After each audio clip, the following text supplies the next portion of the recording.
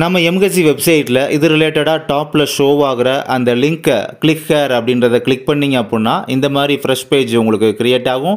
இதில் பார்த்தீங்கன்னா உங்களோட user name and password. User name வந்து உங்களுடைய மெயில் ஐடி அல்லது யூசர் நேமை என்ட்ரி பண்ணிக்கிட்டு பாஸ்வேர்டு என்னவோ அதை என்ட்ரி பண்ணதுக்கப்புறம் பார்த்தீங்கன்னா சில பேர்த்துக்கு ஓடிபி கேட்கும், சில பேர்த்துக்கு ஓடிபி கேட்டாது.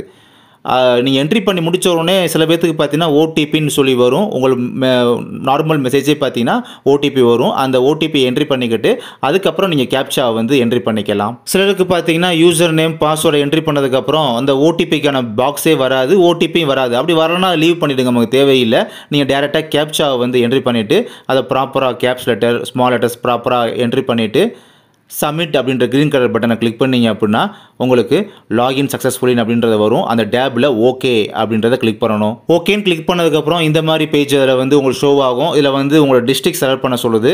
நீங்கள் இப்போ ஆஃபீஸ் அசிஸ்டண்ட் காப்பி அட்டெண்டர் வந்து எந்த டிஸ்ட்ரிக்டில் அப்ளை பண்ணியிருந்தீங்களோ அந்த டிஸ்ட்ரிக்டை தான் நீங்கள் சூஸ் பண்ணுவீங்க. சூஸ் பண்ணிக்கிட்டு அந்த ஸ்கை ப்ளூ கலரில் சர்ச் அப்படின்ற ஒரு பட்டன் இருக்குது பார்த்தீங்களா, அதை வந்து எனபிள் பண்ணுவீங்க, அதாவது கிளிக் பண்ணுவீங்க. கிளிக் பண்ணதுக்கப்புறமா கீழே அப்படியே உங்களுக்கு டவுனில் இந்த மாதிரி ஷோ ஆகும், கரண்ட் நோட்டிஃபிகேஷன் அப்படின்னு ஷோ ஆகும். அதில் பார்த்தீங்கன்னா இப்போ டிரைவருக்கு அதை விட்டு க்ளோஸ்னு காமிக்கும். பட் இந்த காப்பி அட்டெண்டர் ஆஃபீஸ் அசிஸ்டண்ட் இதுக்கு பார்த்தீங்கன்னா வியூ அப்லோட் டாக்குமெண்ட்ஸ்ன்ற ஒரு 2 ஸ்கை ப்ளூ கலர் இது டேப் இருக்குது பார்த்தீங்களா, அந்த அப்லோட் டாக்குமெண்ட்ஸ் கீழே உள்ள டேப்பை வந்து நீங்கள் கிளிக் பண்ணணும். ஏன்னா நம்ம சர்டிஃபிகேட் தான் அப்லோட் பண்ண போகிறோம், அதனால் அந்த டேப்பை வந்து கிளிக் பண்ணணும். இப்போ அப்லோட் டாக்குமெண்ட்ஸை கிளிக் பண்ணதுக்கப்புறமா இந்த மாதிரி பேஜ் உங்களுக்கு ஷோ ஆகுது பார்த்தீங்களா. இதில் வந்து மஸ்ட் எல்லாத்துக்குமே கம்பல்சரி இந்த கம்யூனிட்டி சர்டிஃபிகேட் அப்படின்ற டேப் கம்பல்சரி இருக்கும். இப்போ வந்து ப்ரியாரிட்டி உள்ளவங்களுக்கோ இல்லை பிஎஸ்டிஎம் உள்ளவங்களுக்கோ அதுக்கான டேப்புமே பார்த்தீங்கன்னா ஷோ ஆகும். அதே சமயம் ப்ரியாரிட்டி இல்லாதவங்க பிஎஸ்டிஎம் இல்லாதவங்க அப்படிலாம் இருப்பாங்க பார்த்தீங்களா, அப்போ அதுக்கான டேப்லாம் ஷோ ஆகாதுன்னு நினைக்கிறேன். ஓகேவா? ஆனால் கண்டிப்பாக லாஸ்ட்டாக அந்த அதர்ஸ்னு ஒன்று இருக்குது பார்த்தீங்களா, அந்த டேப் அதுவும் கம்பல்சரி ஷோ ஆகுது. இல்லை கம்யூனிட்டி சர்டிஃபிகேட்டும் அதர்ஸுன்றது கம்பல்சரி எல்லாத்தையுமே ஷோ ஆகுது.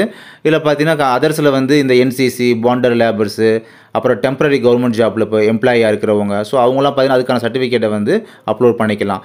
ஏன்னா சைஸ் கூடன்னு சொல்லியிருக்காங்க பாருங்கள். கம்யூனிட்டி சர்டிஃபிகேட் பார்த்தீங்கன்னா 200 கேபிக்குள்ளே இருக்கணும், பிஎஸ்டிஎம்னா 1024 கேபிக்குள்ளே இருக்கணும். ஓகேங்களா?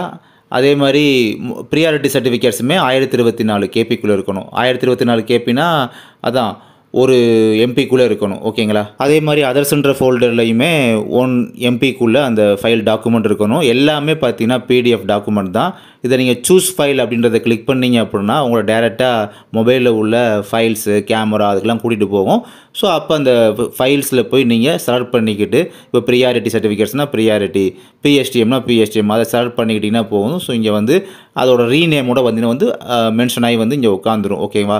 அப்புறம் லாஸ்ட்டாக கீழே பாருங்கள் கேப்சா என்டர் கேப்சா இருக்கா, அதை வந்து என்ட்ரி பண்ணிக்கணும். இப்படி என்ட்ரி பண்ணிக்கிட்டு கீழே பாருங்கள் சேவ்ன்ற ஸ்கை ப்ளூ கலர் பட்டன் இருக்குது பார்த்தீங்களா, அதை வந்து டச் பண்ணணும். டச் பண்ணிங்க அப்படின்னா ஒரு சிங்கிள் டைம் டச் பண்ணனா விட்டுருங்க, அவ்வளோதான்.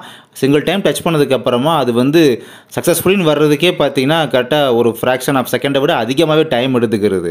அதனால் சிங்கிள் டைம் டச் பண்ணதுக்கப்புறம் திரும்ப வரலைன்னு சொல்லிட்டு அடுத்த ஒரு கொஞ்சம் செகண்ட்லேயே திரும்பி 2வது 3வது டச் பண்ணிட்டே இருக்காதிங்க. அப்புறம் உங்களுக்கு இன்னும் ரொம்ப ஹேங் ஆகி லேட் ஆகிட்டு இருக்கும். அதுக்காக தான் சொல்கிறேன். இப்போ ஃபைனலாக சக்ஸஸ்ஃபுல்லி வந்துச்சுன்னா அவ்வளோதான். சக்ஸஸ்ஃபுல்லி வந்ததுக்கப்புறம் பார்த்தீங்கன்னா திரும்ப நீங்கள் லாகின் பண்ணி யூசர் நேம் பாஸ்வேர்டை போட்டு கேப்சா போட்டு என்ட்ரி பண்ணி சப்மிட் கொடுத்து உள்ளே போனீங்கன்னா உங்களுக்கு எந்த மாதிரி ஒரு பேஜ் ஷோ ஆகணும் அப்படின்னா ஃபைனலி உங்களுக்கு இந்த மாதிரி பேஜ் தான் ஷோ ஆகணும்.